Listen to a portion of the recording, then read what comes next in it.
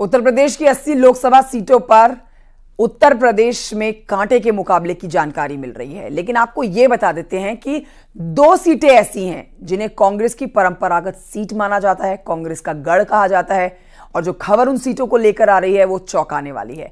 हम बात कर रहे हैं रायबरेली और अमेठी की।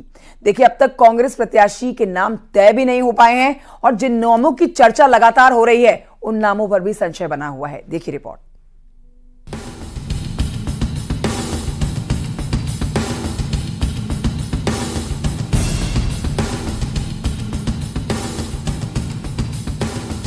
अमेठी के रण में पल पल समीकरण बदल रहे हैं। कमोबेश यही हाल रायबरेली का है। वजह है राहुल प्रियंका की कभी हाँ कभी ना।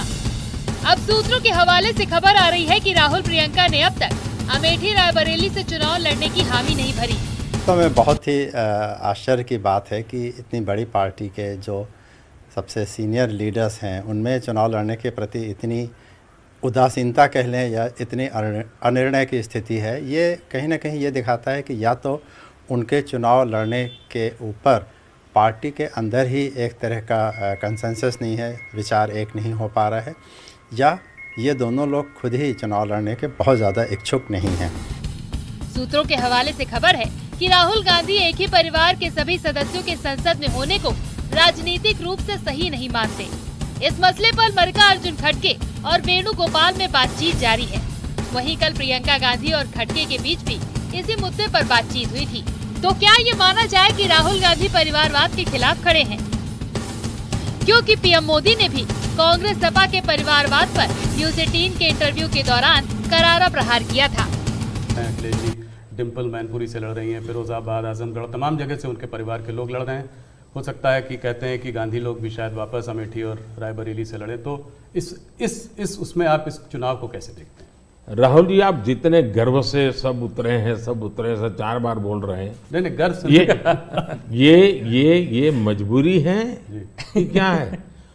परिवार के लोगों को उतारना पड़ रहा है, ये मजबूरी है। ये उनका मूल कैरेक्टर है, इसके सिवा उनके पास कोई है ही नहीं। फैमिली मेंबर के लिए लड़ना, फैमिली मेंबर के लोगों के लड़वाना, यही खेल है। अच्छा, ये पहले इकट्ठे नहीं आए क्या भाई? पहले भी इकट्ठे आ चुके हैं, बार बार इकट्ठे आ चुके हैं। लेकिन उत्तर प्रदेश की जनता को अपना भविष्य क्या है उसकी समझ पूरी है। इधर राहुल प्रियंका की नानुकुर चल रही है। उधर केंद्रीय मंत्री स्मृति ईरानी एक दिन पहले ही अपना नामांकन कर चुकी हैं। वैसे भी बीजेपी अमेठी में मुकम्मल तैयारियां कर चुकी है, जबकि राहुल गांधी और प्रियंका गांधी वाड्रा के यूपी से चुनाव लड़ने पर अब तक भ्रम की स्थिति है। ऐसे में अमित शाह ने इन दोनों पर तंज कसा।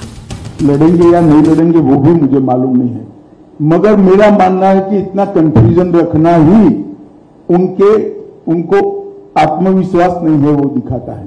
उत्तर प्रदेश में जिस प्रकार की आज स्थिति बनी है, वो अपनी परंपरागत सीटें छोड़कर भागे हैं। मैं नहीं मानता वो लड़ने की हिम्मत कर पाए। हालांकि कांग्रेस कार्यकर्ता और नेता अब भी चाहते हैं कि राहुल प्रियंका ही अमेठी रायबरेली का चेहरा हो। वहीं कांग्रेस नेता पीएल पुनिया ने भी यूपी कांग्रेस कमेटी से राहुल प्रियंका को अमेठी रायबरेली से लड़ने का प्रस्ताव भेजे जाने की बात कही है।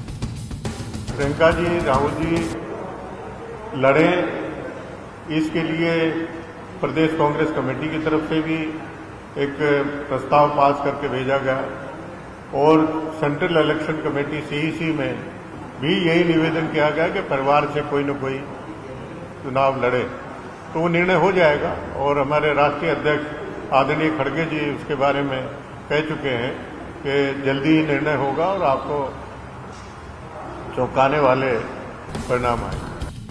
यानी एक बात तो साफ है, परिवारवाद पर पीएम मोदी का प्रहार विपक्ष पर असर कर रहा है। एंड पहले राहुल प्रियंका गांधी का मन डगमगाना इस बात का इशारा है। सवाल ये है कि अगर राहुल प्रियंका अमेठी रायबरेली सीट से नहीं उतरे तो कौन विपक्ष का चेहरा होगा और कम वक्त में इंडिया ब्लॉक कैसे चुनाव की तैयारी करेगी? Bureau report, news 18।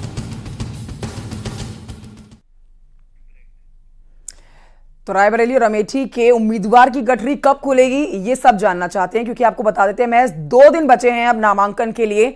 अब देखना बहुत जरूरी होगा, क्योंकि जानकारी जो मिल रही है उसके मुताबिक ना प्रियंका गांधी रायबरेली से चुनाव लड़ना चाहती हैं और ना राहुल गांधी अमेठी से चुनाव लड़ना चाहते हैं। ऐसे में कौन उम्मीदवार होगा, ये जानना जरूरी है। फिलहाल एक छोटे से ब्रेक के लिए रुकना होगा, जल्द लौटेंगे।